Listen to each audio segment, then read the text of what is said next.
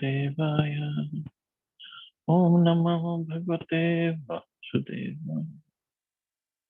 Narayana Namaskritya Naram Chaiva Narottamam Devim Saraswatim Vyasam Tato Jayanti Nashtapraye Shavadreshu Nityam Bhagavata Sevaya Bhagavati Uttam Shloke Bhaktir Bhavati Naishtiki. So continuing with the discussion on Srimad Bhagavatam, Canto 6, Chapter 1, the history of the life of Ajamil, text number 51 onwards. So Yamdutas are further speaking. Tadetat shodash kalam lingam shakti trayam mahat. Lingam shakti trayam mahat datte anusamsritim.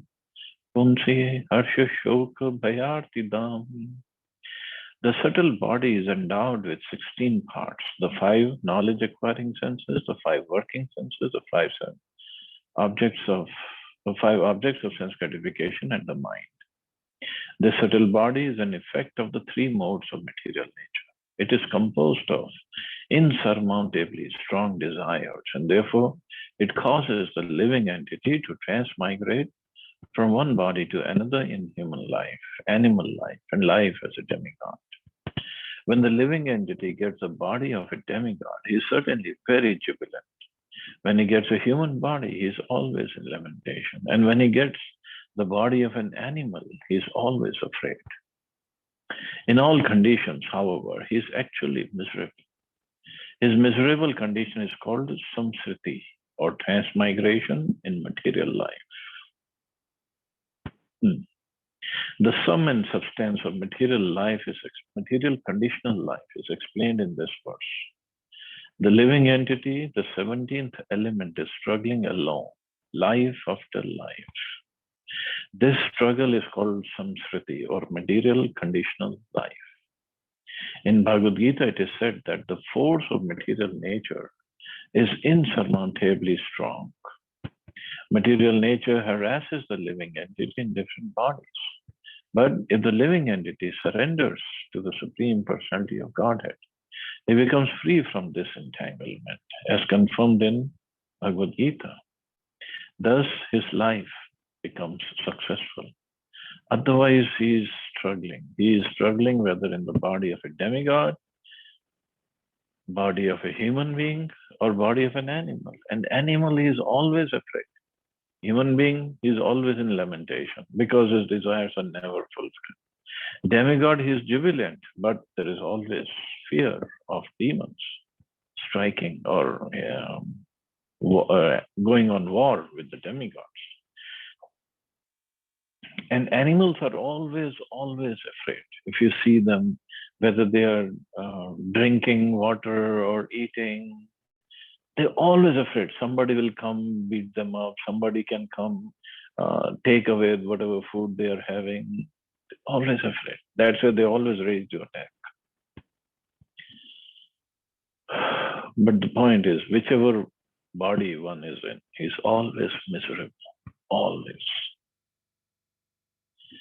Dehe yagyo ajita shad vargo nechan karmani karyate koshakari vatmanam karmana chadya muyati. The foolish embodied living entity, inept at controlling his senses and mind, is forced to act according to the influence of the modes of material nature, against his desires. He is like a silkworm that uses its own saliva to create a cocoon and then becomes trapped in it with no possibility of getting out. The living entity traps himself in a network of his own fruitive activities and then can find no way to release himself. Thus, he is always bewildered and repeatedly he dies. So, what do we create this material world of? Of course, the material world is there, made of 3 modes of material nature and other things. But we ourselves, we create our trap or the web. And then we are stuck in it. How we create? By our fruitive activities. More fruitive activities we do, whether pious or impious, doesn't matter. That means we have to take birth again. And as long as we take birth again as in material body, we again do some pious activities, and again to suffer or enjoy those reactions, we again have to take birth again. Prabhupada says, as explained already, the influence of the modes of nature is very strong. The living entity entangled in different types of fruitive activity is like a silkworm trapped in a cocoon. Getting free is very difficult unless he is helped by the Supreme Personality of Godhead. So getting free, if somebody is so much stuck in that web or in that cocoon, only a person who is free can free this person who's stuck. So Supreme Personality of Godhead helps, or he can come himself, or he can send his representative to free us up. Otherwise, there is no other way possible. On our own, we cannot get freed. Nahi kashit shanam api jatu tishtati akarma krit karite hi avasha karma guna swabhavi kyar balat. Not a single living entity can remain unengaged even for a moment. One must act by his natural tendency according to the three modes of material nature, because his natural tendency forcibly makes him work in a particular way. Swabhavika, or one's natural tendency, is the most important factor in action. One's natural tendency is to serve because a living entity is an eternal servant of God. The living entity wants to serve, but because of his forgetfulness of his relationship with the Supreme Lord, he serves under the modes of material nature and manufactures various modes of service, such as socialism, humanitarianism, and altruism. However, one should be enlightened in the tenets of Bhagavad Gita and accept the instructions of the Supreme Personality of Godhead, that one give up all natural tendencies for material service under different names and take to the service of the Lord. One's original natural tendency is to act in Krishna consciousness because one's real nature is spiritual. The duty of a human being is to understand that since he is essentially spirit, he must abide by the spiritual tendency and not be carried away by material tendencies. So the Yamdutas are saying the living entity is forced to act according to the nature he got, natural tendency he has to act. And this same,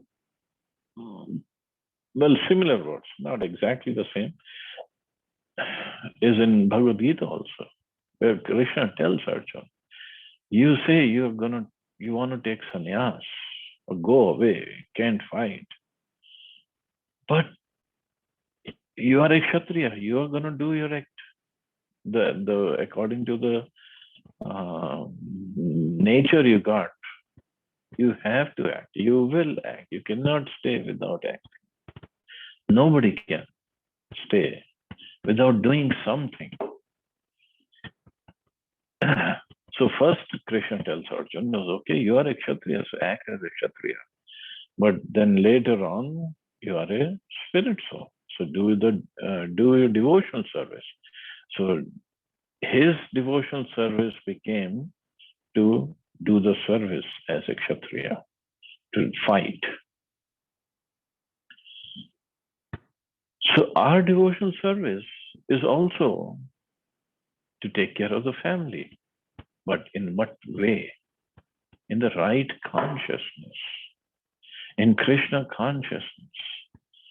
Krishna also taught Arjuna to become Krishna conscious, then fight. Not fighting was not an option. But how to fight and what mentality to fight, that is Bhagavad Gita. Not just karma ki ja phal ki chinta mat karo, and so on. That's not Bhagavad Gita. So similarly here, Yamdutas are saying, everybody is going to act. No way, not a single living entity can remain unengaged even for a moment. We can say, oh, I'm not doing anything right now, but our mind is working. Mind is always working.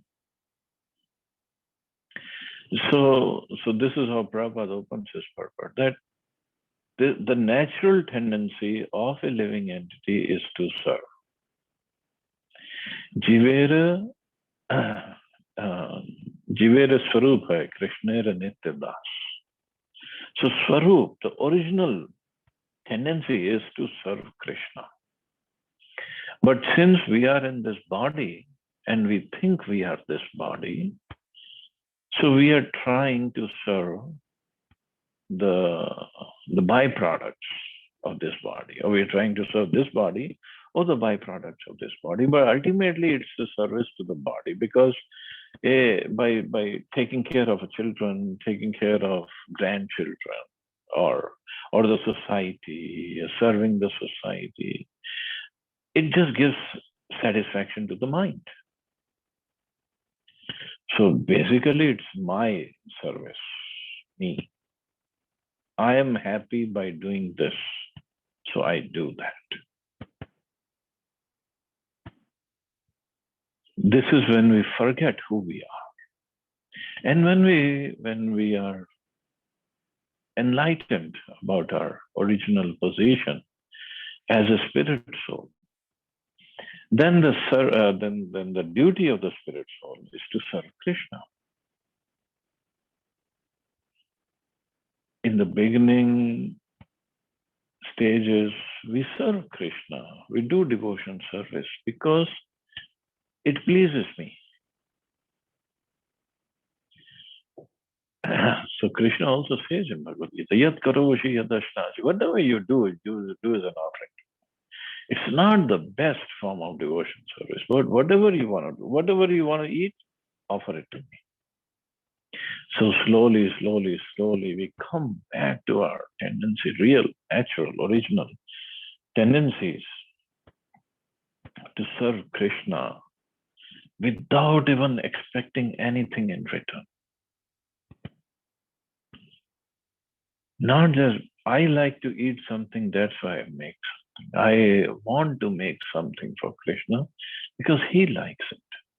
Whether I can even taste it or not, doesn't matter. And similarly, tons and tons of other things. So then slowly, the person makes advancement. Advancement is what? The impurities, slowly, they go away. Srila Bhaktivinoda Thakur has therefore sung, Meche Mayara Vyashe Yacha Beshe Kacha Habu Dubu Pai. My dear brothers, you are being carried away by the waves of material energy and are suffering in many miserable conditions. Sometimes you are drowning in the waves of material nature, and sometimes you are tossed like a swimmer struggling in the ocean. As confirmed by Bhaktivinoda Thakur, this tendency to be battered by the waves of Maya can be changed to one's original natural tendency, which is spiritual, when the living entity comes to understand that he is eternally Krishna Das, a servant of God, Krishna. Jiva Krishna Das, Ai Vishwas, Karle to Ara Dukha.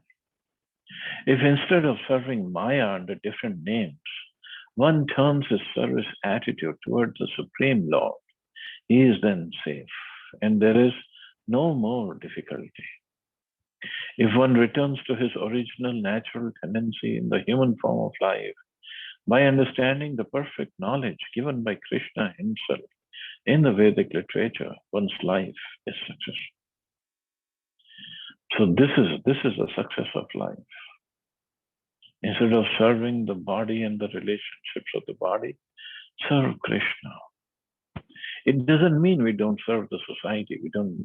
We serve the society in the best possible way by making them or trying to make them Krishna conscious. So service of society is there, but in the right consciousness and in the right way.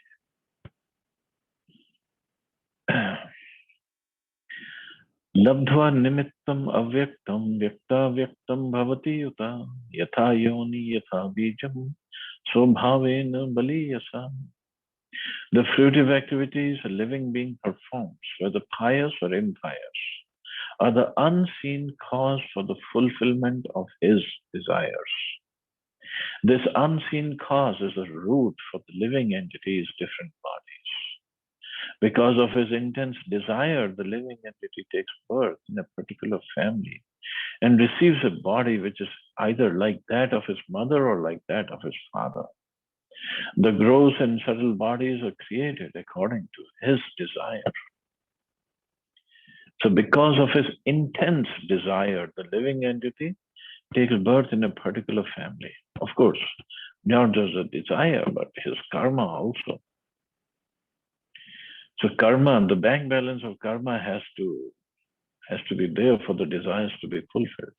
Just like I can have a desire to buy a BMW car, but my karma only allows for a Santro.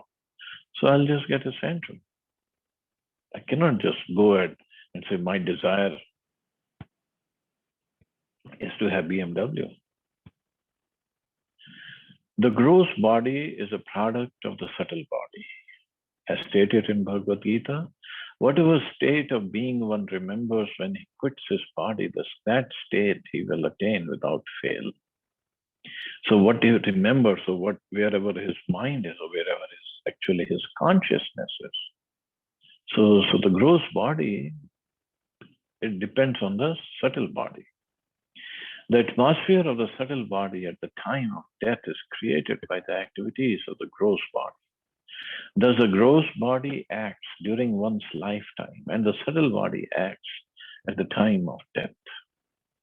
The subtle body, which is called linga, the body of desire, is the background for the development of a particular type of gross body, which is either like that of one's mother or like that of one's father.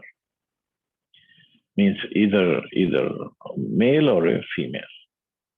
According to the Rig Veda, if at the time of sex the secretions of the mother are more profuse than those of the father, the child will receive a female body. And if the secretions of the father are more profuse than those of the mother, the child will receive a male body. These are the subtle laws of nature which act according to the desire of the living entity. If a human being is taught to change his subtle body by developing a consciousness of Krishna, at the time of death, the subtle body will create a gross body in which he will be a devotee of Krishna. Or if he is still more perfect, he will not take another material body, but will immediately get a spiritual body and thus return home back to Godhead. This is the process of the transmigration of the soul. Therefore, instead of trying to unite human society through pacts of sense gratification that can never be achieved, it is clearly desirable to teach people how to become Krishna conscious and return home back to Godhead. This is true now and indeed at any time. Otherwise, more and more material desires we have, and that means more and more material bodies we are creating for ourselves, one after another. So the desires, and then we get the body, we do activities in that gross body, then again we develop desires, again a new body, and again a new body, again a new body.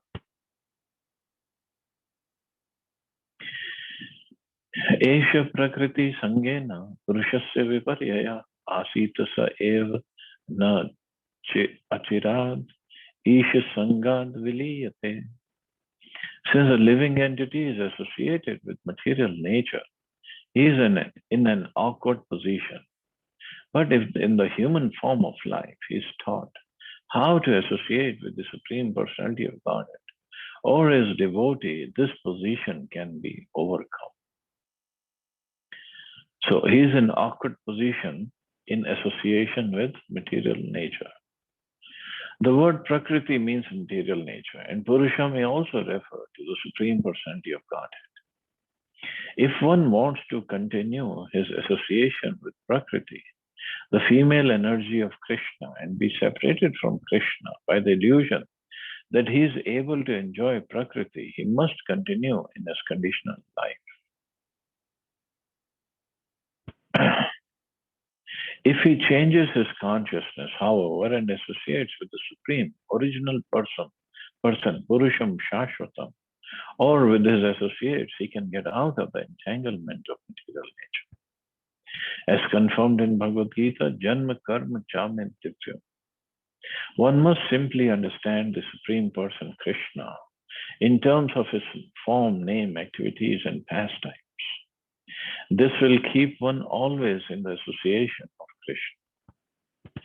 Thus, after giving up his gross material body, one accepts not another gross body, but a spiritual body in which to return home back to Godhead. Thus, one ends the tribulation caused by the association with the material energy.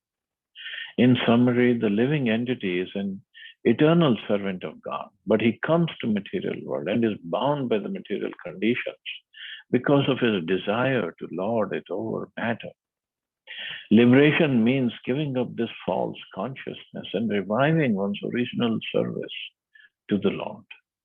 This return to one's original life is called mukti, as confirmed in Srimad Bhagavatam. Of course, in Prabhupada, in just one purport, one paragraph, he can just summarize the whole philosophy. So we, as in the human form of life, we are trying to enjoy the Prakriti or material nature. Forgetting that we are also Prakriti, we are not Purusha, we are not the enjoyer, we are to be enjoyed. We are also Prakriti. And we are separated from Krishna. And we think we are enjoying another Prakriti. That's where the problem is. And we cannot enjoy it, first of all. And we get more and more entangled in the process because more and more desires, unfulfilled, partially fulfilled, partially unfulfilled desires are there. And because of that, we get newer and newer bodies.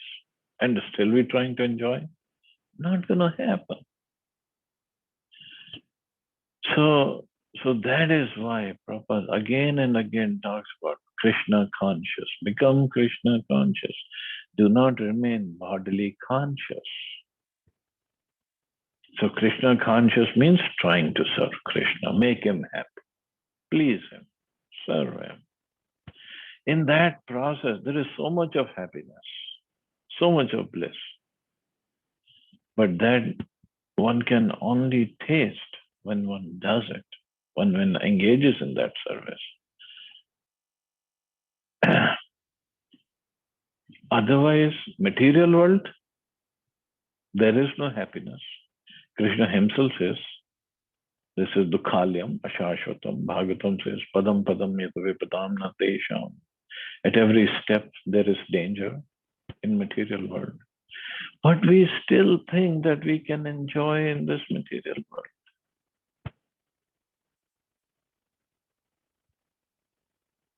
Everybody is suffering from coronavirus. Everybody. Whether we got infected or we are inside home lockdown, whether we lost our business, lost our jobs, anything or everything. Everybody has gone through a lot in 1 year. 1 full year of our lives is gone. But do we still have the desire? Okay, Krishna, enough is enough. Now I'm just going to take up devotion service very, very, very seriously. I have nothing to do with this material world. No. We are still hopeful that tomorrow, somehow or other, Modi ji will announce, okay, no more coronavirus. You can all go out and just see. I mean, even though it is still, cases are increasing, but people are out. They're really trying to have a good time, trying to enjoy, whether it is shopping or touring or relatives' house or marriages, everything is going on. as if there was no coronavirus. But now cases are again increasing. But are people still saying, no, okay, Krishna, forget it. Forget this so-called enjoyment. I don't want anything. No. They are just waiting, planning, waiting to again try to enjoy this material world. Isn't that strange? The strangest thing of the material world. But no way people are going to learn this. On their own, there is no way. So devotees have to take time and preach. And that's the only way. Otherwise, there is no other way. So I guess we'll stop here. See anybody has any questions.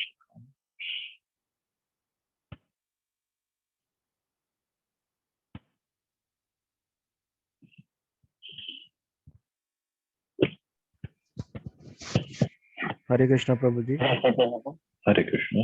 Prabhuji, what's the meaning of Achyut? Achyut. Yes. Infallible. Infallible. Okay. Means Krishna is Achyut because he doesn't fall down from his position as God, as protector of devotees. Yeah. He's always there to do that. Okay, Prabhuji. Thank you.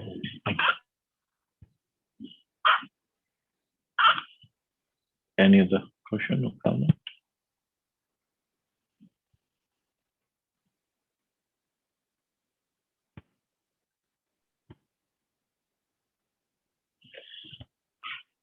Okay, so I guess we can stop there. You all have a safe and wonderful day. Hare Krishna. Jai Srila Prabhupada. Thank you very much, Hare Prabhuji. Krishna. Jai Srila Prabhupada. Jai Srila Prabhupada.